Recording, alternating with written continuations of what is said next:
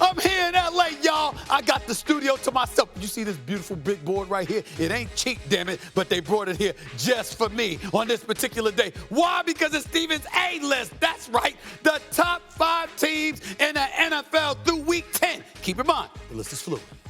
The list is fluid. Remember that, okay? Let's get to number 5 on the list. Please give it to me right now.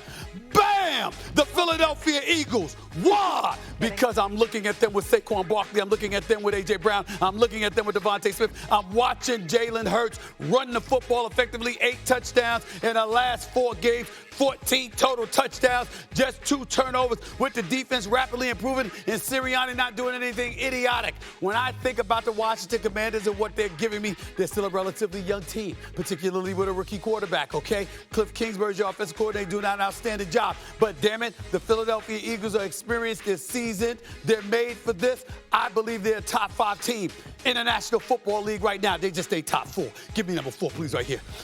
Bam! The Baltimore Ravens. Why? Because they got the 2-time league MVP in Lamar Jackson. That's why. Because they got a stud at the running back spot in Derrick Henry. That's why. Because the defense has been a problem, and I understand it, but they still find a way when their backs are against the wall to remind you who the hell that they are and that they can beat anybody. And when we think about some of the top 4 candidates for a Super Bowl title this year, they're definitely in that category, and that's why I'm putting them at number 4. They just ain't number 3. That's all. Give me number 3 right here, please. Bam! The Buffalo Bills. Now, the Ravens smacked the Bills around weeks ago. That was a long time ago, okay? That was then.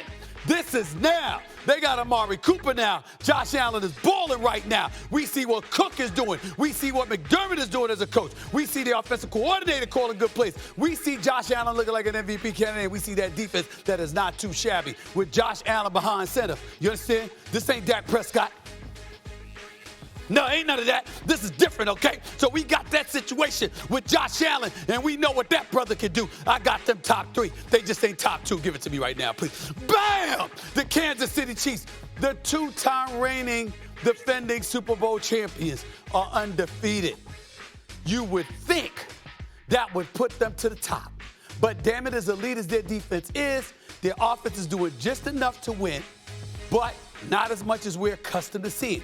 A little bit too tight, a little bit too dicey. You understand what I'm saying to you? Patrick Mahomes coming to the rescue. I get all that. I understand that. And damn it, that's just how I feel about it. They number 2 right now in terms of most impressive because number 1 is the team I had number 1 last week is the Detroit Lions. Now, I know what the Jeff Saturdays of the world are going to say. I know what the doggies of the world are going to say. They're going to look at Jared Goff throw 5 interceptions. They're going to look at the deficit they had. They're going to look at the Detroit Lions coming back from that deficit and saying, how's that any different from the Chiefs? Here's the difference. I had the Lions number 1 last week and the Chiefs number 2 last week.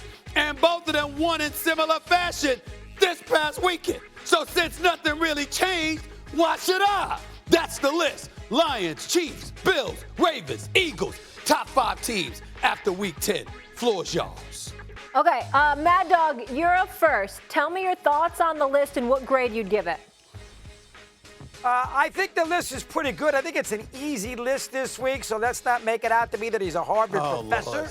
I think it's pretty simple. The 2 things that I would change, I would put the Steelers over the Eagles at number 5. I don't trust Philadelphia. Pittsburgh, I think, deserves a little juice. I'd put them number 5, and I would flip the Chiefs and the Lions. The Chiefs are 9-0. They're the defending champ. They've earned that. So until they lose, I'm not going to put the Lions ahead of them. But overall, he didn't do a bad job. Usually, as Jeff knows, he tells me all the time, he texts me, God, kill this list. He doesn't know what he's talking about. This week, it's not terrible. I just put the Steelers there, and I flipped the 1 and 2. I give it a B+.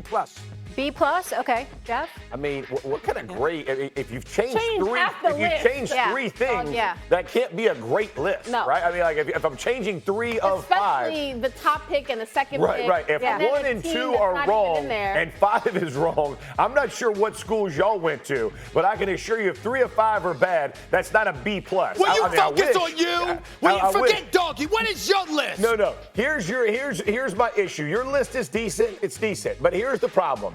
2 weeks ago, you had the Chiefs above the Lions. Then last week, you bumped the Lions over the Chiefs. And then this week, you tried to protect that by saying, well, nothing changed because they both won tight games, blah, but you blah, can't blah. call me out for that. The bottom you can't line call me for out you, for that. Steven, the bottom line is that you have the only undefeated team in the NFL ranked second again when the team you have on top of the list had five interceptions and one against a team late that didn't even have their number one receiver. So I think I'm going to give your list a C, and I'm going to say I'm being kind to you. I'm not even listening to that. That's trash. I ain't trying to hear that from you. Trash. Because listen, excuse me, I was consistent, okay? Lions and Chiefs. I didn't budge from it, all right? Because we were over there talking earlier in the show. It is consistent with my position. That's what I'm doing. Go ahead, Kimberly. Right, I ain't listening to him no more. Well, let me just say your position is terrible. Yeah.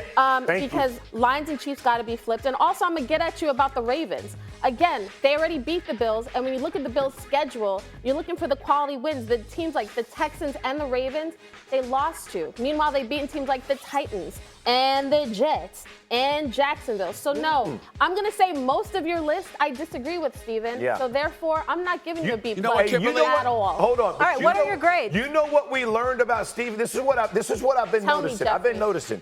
He finds like the best fan bases, and he like placates the fan bases. You know what I mean? He like works it around, right? He's a politician. You know what I mean? And I approve this message. That's right. I approve this message. There's a lot of work around this. I mean, he knows where he's going to get. He's looking at those big swing states. Yeah, he's looking at the closed deals. I got you.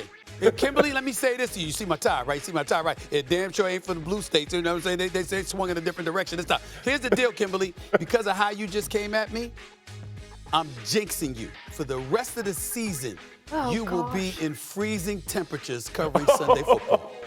That's hate. That's politics right there. That's hate in the heart. Kimberly, I rebuke that, and the sunshine's coming.